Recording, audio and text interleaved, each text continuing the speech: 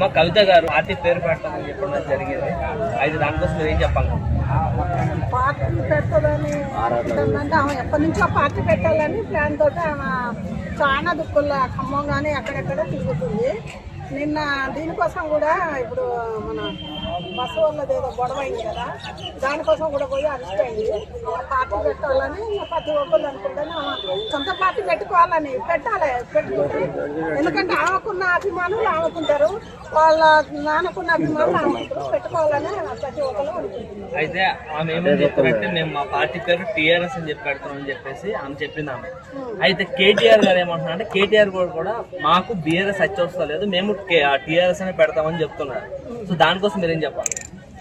అంటే వాళ్ళకు టీఆర్ఎస్ కలిసి రాలేదని బీఆర్ఎస్ పెట్టుకుంటారు, మళ్ళీ టీఆర్ఎస్ వస్తానంటారు. అది ఎప్పటి నుంచో వెళ్తుంది కదా, మరి ఈ వాళ్ళు ఒకటే పెట్టదు కదా, ఏదో ఒకటి వాళ్ళు ఆలోచించుకొని. ఎందుకంటే కేటీఆర్ గారు వాళ్ళది ఎప్పటి నుంచో కదా, అదే మళ్ళీ పెట్టుకోవాలా, ఇది వచ్చి రాలేదని మొదటి నుంచి అనుకుంటారు. మరి కవిత గారు మరి ఇంకేమన్నా మారుస్తారో, మళ్ళీ దీని మీదే ఉంటారో మనకు తెలియదు.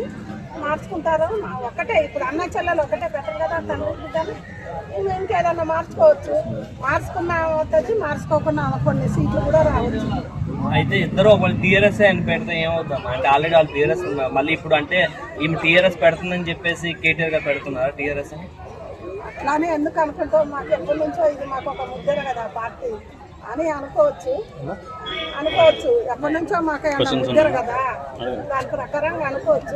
ఒకలా ఇవ మార్చుకుంటుందేమో, వాళ్ళు ఆటదానికి వస్తారంటే కవితమ్మ ఏమైనా మార్చుకుంటుందేమో. మార్చుకోకుండా ఎవరు అభిమానులు వాళ్ళకే. కవితమ్మ ఏ పార్టీ పెట్టుకున్నా ఆమె కష్టపడుతుంది కాబట్టి వస్తుందని ప్రతి ఒక్కరు లేడీస్ అనుకుంటాను. అయితే మొన్న ఏదైతే సభ జరిగిందో కేసీఆర్ గారు వచ్చారు, ఆ సభలో కూడా కేసీఆర్ గారు అంటే ఈమె పైన కవిత గారి పైన ఏం రియాక్ట్ అవ్వలేదు. ఇప్పుడు పార్టీ పడుతున్నా కూడా ఆయన ఏం రియాక్ట్ అవుతలేదు. సో దానికోసం ఏం చెప్తారు? ఎందుకు అవుతాడు, బిడ్డే కదా, కన్న బిడ్డే కదా, అందు గురించి నా బిడ్డ సొంతంగా పార్టీ పెట్టుకుంటాను అనుకుంటాడు. దానికి రియాక్ట్ ఎందుకు కావాలా, ఎందుకు ఓపెన్ చేయాలి? ఆమెకు వచ్చే సీట్లు ఆమెకొస్తే, ఈయనకు వచ్చేది ఈయనకు వస్తుంది, అట్లా అనుకుంటాడు. కానీ బిడ్డే కదా, బిడ్డను ఒకలాగా కొడుకుని ఒకలాగా చూడకూడదు కదా. ఆమె కష్టపడి ఆమె సొంతంగా కాళ్ళ మీద నిలబడి నేను రావాలి అని ఆ అమ్మాయి కష్టపడుతుంది. కలిసిపోవచ్చు, ఏముంది, వాళ్ళ రక్త సంబంధం కదా. ఒకవేళ సీట్లు వచ్చినాకను లోన ఏదో ఉంటుంది, మన ప్రజలం చాలా పిచ్చోళ్ళము, ఎడ్డోళ్ళం కదా. ఒకవేళ సీట్లు వచ్చినాక వాళ్ళు ఒకటి పగలన్నీ పోయి ఒకటి కావచ్చు, కాకపోవచ్చు, రెండు ఉంటాయి, ఖచ్చితంగా అవుతుంది. మా కవిత గారికి ఏం అన్యాయం జరిగిందని పార్టీ పెట్టవచ్చు సొంతంగా. ఆమెకు అన్యాయం జరిగిందో జరగలేదో మనకు తెలియదు, వాళ్ళ ఫ్యామిలీ విషయం కదా, లోపల ఏముంటుందో మనకు తెలియదు. అన్ని వాళ్ళు బయట చెప్పుకోరు కదా, కొన్ని తెలుస్తాయి కొన్ని తెలవయి, వాళ్ళ పర్సనల్ విషయాలు ఏముంటాయో మనకు తెలియదు. సో ఎంతమంది సీనియర్ నాయకులు ఉన్నారు తెలంగాణలో, సో వాళ్ళ మీద కవిత కొత్త పార్టీ పెట్టి గెలవగలదా? గెలవగలదంటే గెలవచ్చు, దాని ఉంది. కొన్ని సీట్లు వచ్చినా నాకు చాలు.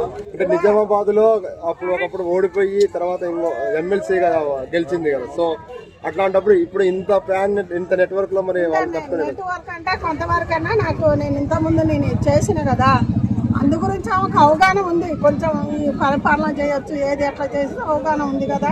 తండ్రి కాంచి నేర్చుకుంది, వాళ్ళ కాంచి నేర్చుకుంది కదా. అందు గురించి చేతనన్న ధైర్యంతో వస్తుంది. ధైర్యం లేని ఎవరన్నా దిగరు కదా.